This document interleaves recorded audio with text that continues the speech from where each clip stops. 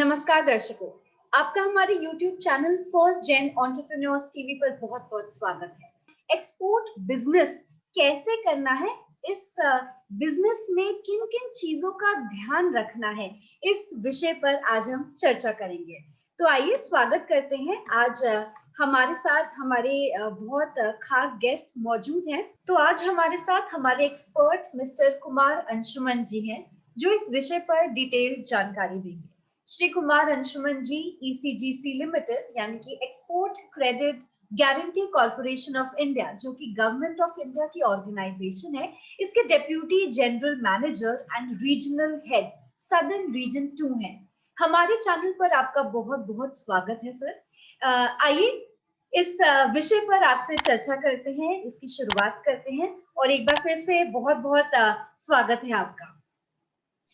धन्यवाद स्नेहा जी, धन्यवाद जी। तो आज सर जो सबसे पहले आपसे जो सवाल हम करना चाहेंगे वो ये है कि एक्सपोर्ट बिजनेस का भारत की इकोनॉमी की ग्रोथ में क्या योगदान है, तथा ये कैसे एम्प्लॉयमेंट जनरेशन में कारगर है और भारत की जीडीपी में इसका कितना कंट्रीब्यूशन है, ये आपसे जानना चाहेंगे। जरूर कि हम लोग मेक इन इंडिया की बात कर रहे हैं, एक्सपोर्ट लेड ग्रोथ की बात कर रहे हैं। तो भारत में एक्सपोर्ट्स जो है वो भारत की इकोनॉमी को ग्रो करने के लिए एक मीडिया माना जा रहा है। ये पुश करने के लिए इम्पोर्टेंट कंपोनेंट है इंडियन इकोनॉमी को पुश करने के लिए। आज अगर हम देखें तो इंडियन इकोनॉमी का अराउंड 20% जो है वो एक्सपोर्ट्स से आता है।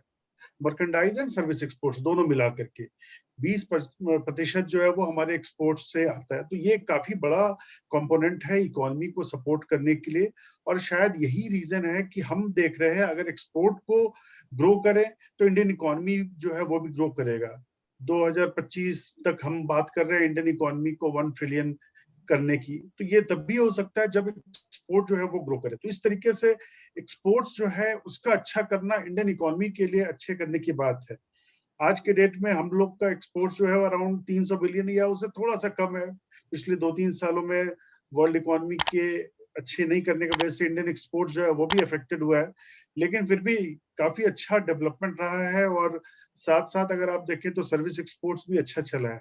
तो मैं समझता हूँ कि ये इंडियन एक्सपोर्ट्स के लिए बहुत ही इंपॉर्टेंट है। नंबर ऑफ एक्सपोर्टर्स जो इन्वॉल्व हैं, 5,000 से ज्यादा एक्सपोर्टर्स इन्वॉल्व है, तो आप समझिए कि कितने लोगों को एम्प्लॉयमेंट है। प्लस ये एक्सपोर्टर्स के साथ साथ उनको सप्लाई करने वाले जो और यूनिट्स हैं, कंपनीज हैं, उसमें जो लोग हैं उनको एम्प्लॉयमेंट है। यहाँ पर आप देखें कि और भी जो सर्विस इंडस्ट्री के लोग हैं वो उसको सपोर्ट कर रहे हैं। तो इस तरीके से डायरेक्टली इनडायरेक्टली लाखों लोग जो है इस इंडस्ट्री में जुड़े हुए हैं। तो इंडियन एक्सपोर्ट्स जो है वो इकोनॉमी के लिए बहुत ही बड़ी मतलब कड़ी मैं मानता हूँ इंडियन इकोनॉमी को आगे ले जाना है तो। Absolutely sir, thank you so much for the information. आइए चर्चा को आगे बढ़ाते हैं एंड आपसे अगला सवाल जो पूछना चाहेंगे वो ये है सर कि एक्सपोर्ट बिजनेस की शुरुआत करने की अगर बात करें तो किन किन आवश्यक चीजों का ध्यान रखना चाहिए। हाँ, ये सबसे बेसिक और जरूरी चीज है। पहले तो ये है कि एक्सपोर्ट इंडस्ट्री के लिए कोई खास अलग से तैयारी की जरूरत नहीं है। आप ये समझे कि कोई आदमी जो इंडिया में डोमेस्टिक इंडस्ट्री में काम कर सकता है, चाहे वो प्रोप्राइटरशिप है या पार्टनरशिप है या लिमिटेड है कंपनी, किसी भी फॉर्म में अगर वो काम कर रहा है तो एक्सपोर्ट के लिए भी काम कर सकता है।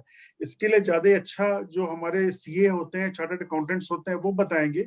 लेकिन आप ये समझे कि अगर कोई भी कंपनी एक स्टैब्लिश्ड है इंडिया में तो वो एक्सपोर्ट कर सकती है। बस एक चीज जरूरी होती है उसमें, वो है इंपोर्ट एक्सपोर्ट कोड, आईईसी जिसको हम बोलते हैं। ये आईईसी कोड एक लेना जरूरी होता है जो कि डीजीएफटी के माध्यम से मिलता है। तो यही एक सबसे बेसिक चीज है जो हम लोगों को चाहिए। अदरवाइज कोई भी आदमी अगर काम कर रहा है, इंडस्ट्री में है, तो वो एक्सपोर्ट कर सकता है। तो सर अभी भी जैसे आपने इंपोर्ट एक्सपोर्ट कोड का आपने अभी भी जिक्र किया, क्या ये रजिस्ट्रेशन ऑनलाइन संभव है, तथा इसके रजिस्ट्रेशन की फिर अगर संभव है तो फी क्या रहेगी। देखिए, डीजीएफटी जो है वो पूर्णतया ऑनलाइन आईसी कोड प्रोवाइड करता है और काफी सरल है इसका आईसी कोड के लिए एप्लीकेशन करना, और 3 दिन में आईसी कोड मिल जाते हैं।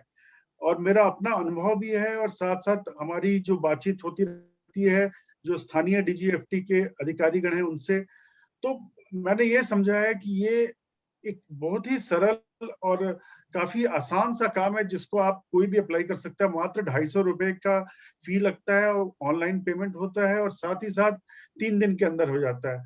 मुझको नहीं लगता है कि इससे जल्दी और इससे अच्छा कुछ और हो सकता है। थोड़ी बहुत जो उनको जानकारियां इकट्ठी करनी होती है वो करते हैं, और इमीडिएटली आपको आईसी कोड मिल जाता है।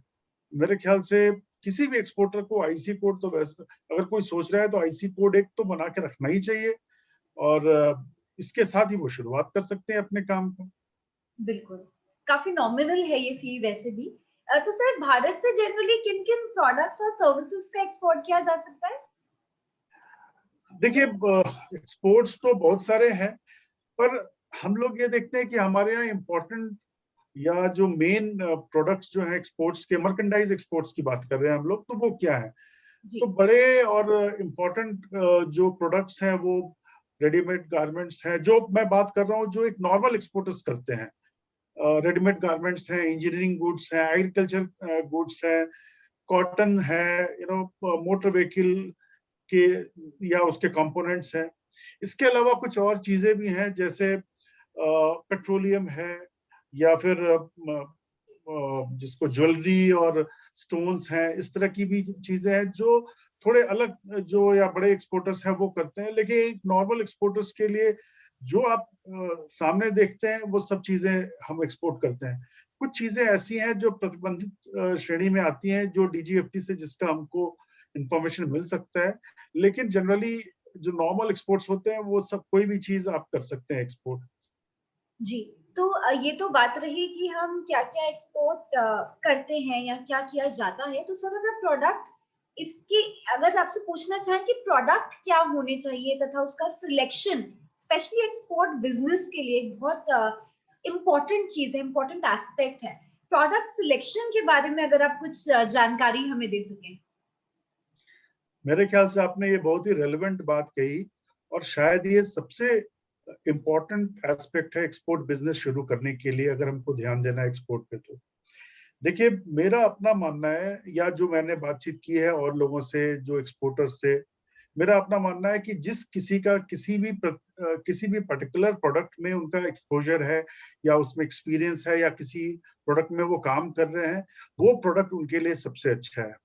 अगर कोई आदमी रेडीमेड गारमेंट्स की इसकी फैक्ट्री है या कंपनी है, तो वो रेडीमेड गारमेंट्स का काम कर सकता है। कोई आदमी अगर केमिकल का कर रहा है तो वो केमिकल का कर सकता है, क्योंकि हर प्रोडक्ट का मार्केट है।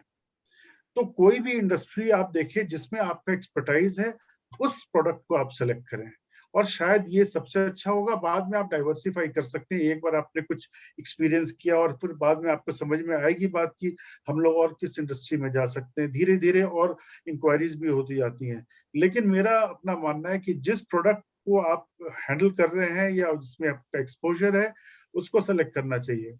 और जहां तक रही बात प्रोडक्ट्स प्रोफाइल को देखने का, तो आप देखिए कि इंडिया में जो अलग अलग प्रोडक्ट्स के एक्सपोर्ट प्रमोशन काउंसिल्स हैं, वो एक्सपोर्ट प्रमोशन काउंसिल्स इसमें बहुत आपको हेल्प करते हैं। उस प्रोडक्ट की टेक्निकल जानकारी भी देते हैं वो, और उसके से रिलेटेड आप समझे माइन्यूट इंफॉर्मेशन है वो भी आपको मिलता है।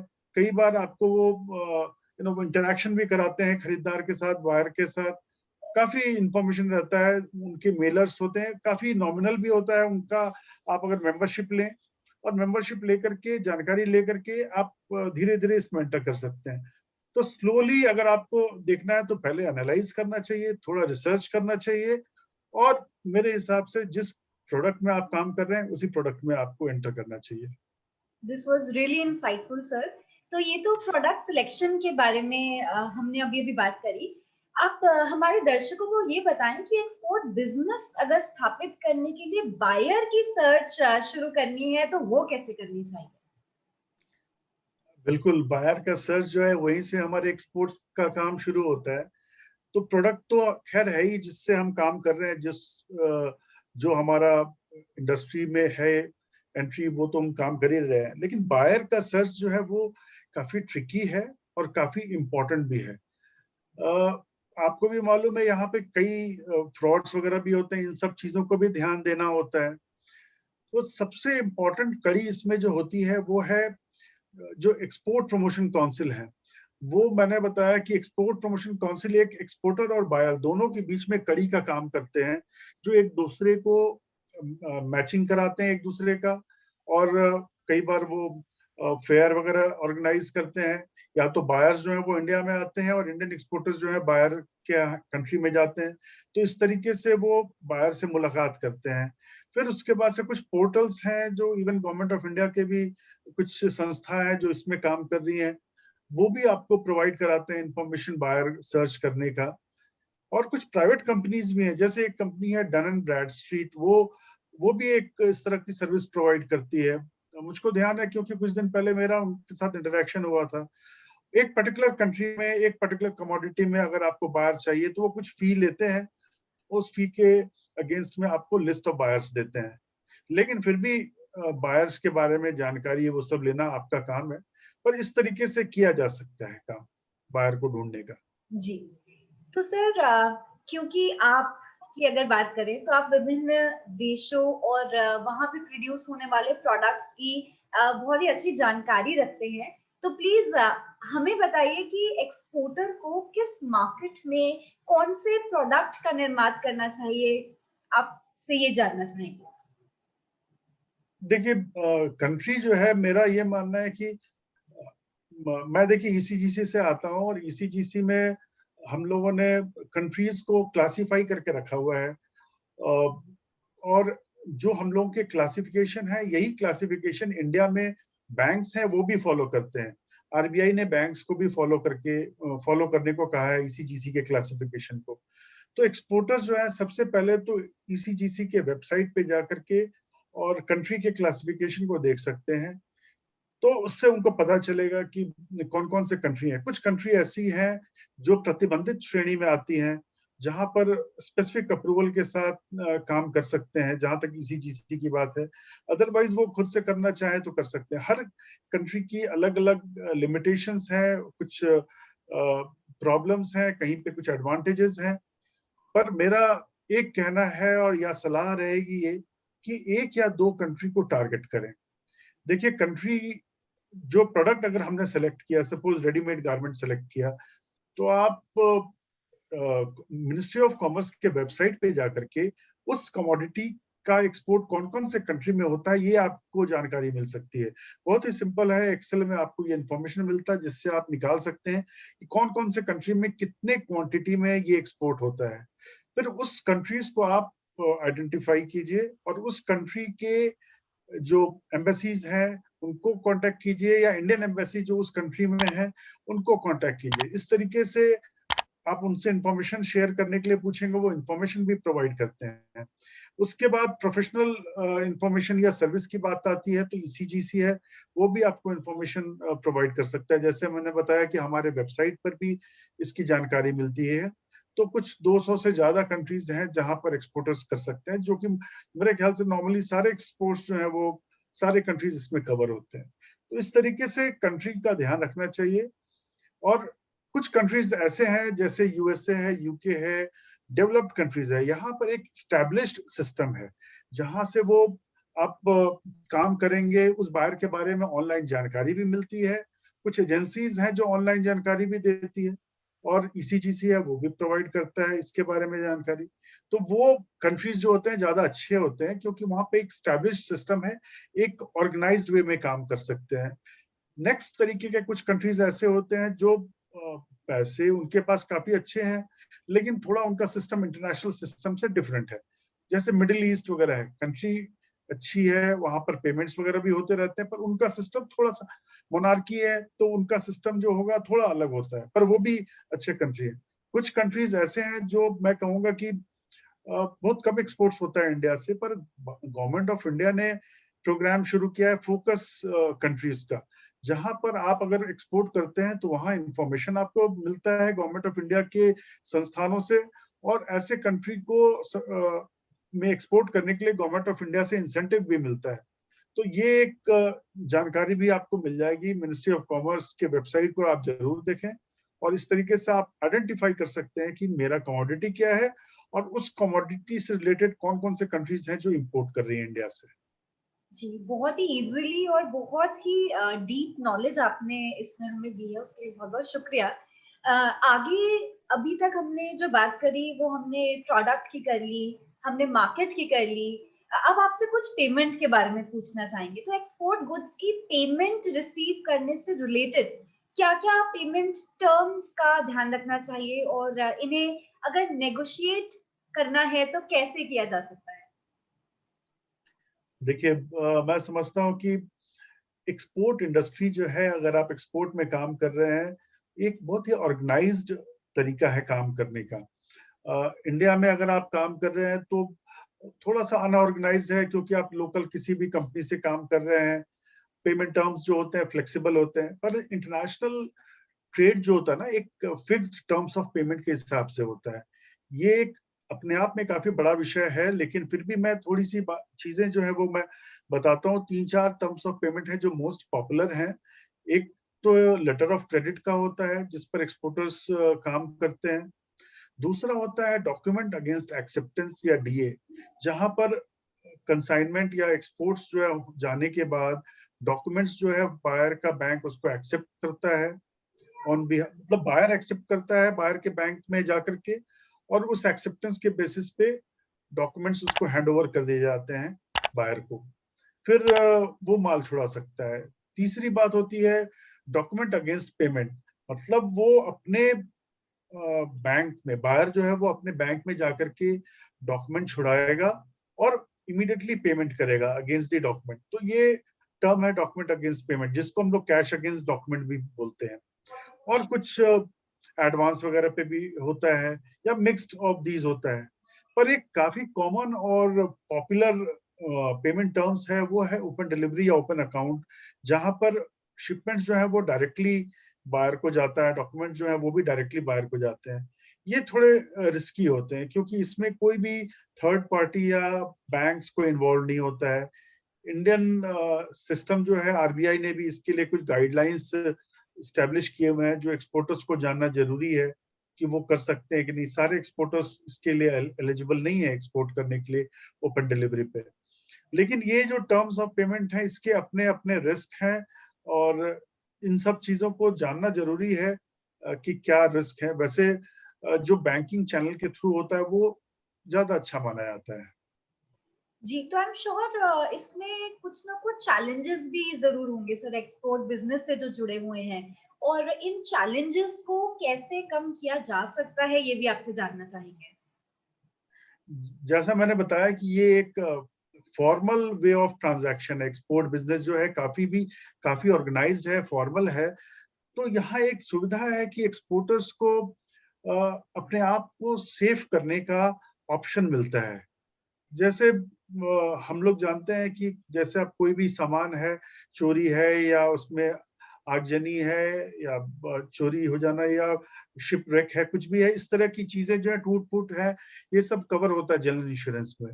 लेकिन इसके साथ साथ क्रेडिट इंश्योरेंस भी होता है। मतलब अगर किसी बायर ने कंसाइनमेंट ले लिया और पेमेंट नहीं किया, तो इसका इंश्योरेंस भी मिलता है, जो कि एक बहुत बड़ी, मैं समझता हूँ, बात है और सपोर्ट है एक्सपोर्टर्स के लिए। तो ईसीजीसी, और इसके साथ साथ ईसीजीसी तो खैर गवर्नमेंट ऑफ इंडिया की संस्था है। इसके जी, अलावा कुछ प्राइवेट कंपनीज भी हैं जो इस तरह की सर्विस प्रोवाइड करती हैं, कि अगर एक्सपोर्टर्स ने ईसीजीसी या ऐसे प्राइवेट इंश्योरेंस कंपनीज का कुछ पॉलिसी लिया हुआ है और उसके अंदर उन्होंने एक्सपोर्ट्स किया, बायर ने पेमेंट नहीं किया, तो उसका वो क्लेम कर सकते हैं। कुछ चीजें ऐसी हैं जिसको हम लोग क्रेडिट इंश्योरेंस बोलते हैं बेसिकली। क्रेडिट लॉस जहां पर है वहां पर वो क्लेम कर सकते हैं और अपने आप को सेव कर सकते हैं। ये बहुत बड़ी बात है। मैं इसलिए कह रहा हूँ क्योंकि डोमेस्टिक इंडस्ट्री के लिए ये नॉर्मली नहीं यूज होता है, पर एक्सपोर्ट इंडस्ट्री के लिए ये काफी कॉमन है और काफी पॉपुलर है। और चूंकि मैं इसी में काम करता हूँ और कई सालों से मैं हूँ इसमें, और मैंने कई तरह के ट्रेड देखे हैं, कई तरह के प्रॉब्लम्स देखे हैं एक्सपोर्टर्स को। मैं ये कह सकता हूँ कि किसी भी एक्सपोर्टर के लिए, चाहे वो छोटा हो या बड़ा हो, और खासकर ऐसा कोई एक्सपोर्टर जो बिल्कुल शुरू कर रहा है काम, उनके लिए ये ट्रेड इंश्योरेंस लेना, क्रेडिट इंश्योरेंस लेना ना ना सिर्फ इम्पोर्टेंट है, मैं समझता हूँ जरूरी भी है, क्योंकि तभी वो अपने आप को सेव कर पाते हैं। अगर आप क्रेडिट टर्म्स पे काम कर रहे हैं तो ये मोस्ट इम्पोर्टेंट है आपके लिए। और इसमें जो रिस्क कवर होता है वो है कि अगर किसी बायर ने कंसाइनमेंट लेने से मना कर दिया तो उससे रिलेटेड जो लॉसेस हैं वो कवर होता है। किसी बायर ने कंसाइनमेंट लेकर के पेमेंट नहीं किया तो उससे रिलेटेड लॉस जो है वो कवर होता है। कई बार एलसी के थ्रू शिपमेंट जाता है, लेटर ऑफ क्रेडिट, उसमें बैंक्स जो है वो पेमेंट नहीं करते हैं, तो उससे कुछ रिलेटेड जो है वो रिस्क कवर होते हैं। लेकिन कुछ ऐसे रिस्क भी हैं जो कवर नहीं होते हैं, जो जानकारी मिल सकती है आपको इंश्योरेंस कंपनी से। लेकिन मेरे ख्याल से मोस्ट ऑफ द रिस्क जो है वो इसमें कवर हो जाता है। जी। बहुत ही insightful and I am sure अगर कोई अपना एक्सपोर्ट का बिजनेस स्टार्ट कर रहा है तो अगर आपकी टिप्स को ध्यान में रखे तो कुछ चैलेंजेस को वो जरूर ओवरकम कर लेगा। तो सर आइए आगे बढ़ते जी हैं। क्योंकि सरकार की तरफ से भी मतलब अगर कोई अपना एक्सपोर्ट बिजनेस स्टार्ट कर रहा है तो सरकार की तरफ से एक्सपोर्टर्स को बढ़ावा देने के लिए, एक सपोर्ट देने के लिए क्या-क्या कदम उठाए गए हैं? जैसे कि यानी कि कोई इंसेंटिव की बात करें, कोई सब्सिडी की बात करें, क्या ऐसी भी कोई स्कीम्स हैं? ये तो बिल्कुल मतलब भारत से जब एक्सपोर्ट बढ़ाना है तो एक्सपोर्टर्स को कुछ ना कुछ सपोर्ट और इंसेंटिव देना ही होगा। तो हर कंट्री, पूरे वर्ल्ड में हर कंट्री में इस तरह के सपोर्ट और इंसेंटिव मिलते हैं। भारत में भी इस तरह के सपोर्ट और इंसेंटिव जो है वो दिया जाता है। देखिए, जो आप इंसेंटिव है या सपोर्ट है वो दो तीन तरीके से आप देख सकते हैं। एक है फिस्कल इंसेंटिव, जैसे ड्यूटी जो होता है या टैक्सेस जो होते हैं उसका रिफंड मिलता है कुछ एक्सपोर्टर्स को, तो वो फिस्कल इंसेंटिव के कैटेगरी में आ सकता है। कुछ नॉन फिस्कल इंसेंटिव्स होते हैं, प्रिविलेजेस होते हैं। जैसे आप कुछ एक्सपोर्ट करते हैं तो आपको सर्टेन एडवांटेजेस मिलते हैं जो नॉर्मल एक्सपोर्टर्स को नहीं मिलते हैं। जैसे मैंने बात कही ओपन डिलीवरी एक्सपोर्ट्स करने की, ओपन डिलीवरी में ट्रांजैक्शन कॉस्ट कम होता है, लेकिन सारे एक्सपोर्टर्स को ये प्रिविलेज नहीं है। तो जो बड़े एक्सपोर्टर्स हैं उनको ये प्रिविलेज मिलता है। तो इस तरीके के और भी बहुत सारे प्रिविलेजेस हैं, इंसेंटिव्स हैं, नॉन फिस्कल इंसेंटिव हैं जो एक्सपोर्टर्स को मिलता है। पर एक बहुत बड़ा इंसेंटिव है या बेनिफिट है एक्सपोर्टर्स को, क्योंकि आज कोई भी एक्सपोर्ट करता है उसको फाइनेंस की जरूरत होती है और फाइनेंस बैंक से लेते हैं, एक पर्टिकुलर रेट पे लेते हैं। पर एक्सपोर्ट के लिए जो फाइनेंस होता है, एक तो एक्सपोर्ट फाइनेंस एक बैंक्स के लिए जिसको हम कहते हैं कि प्रायोरिटी फाइनेंस में आता है, वो तो प्रायोरिटी फाइनेंस की कैटेगरी में आता है।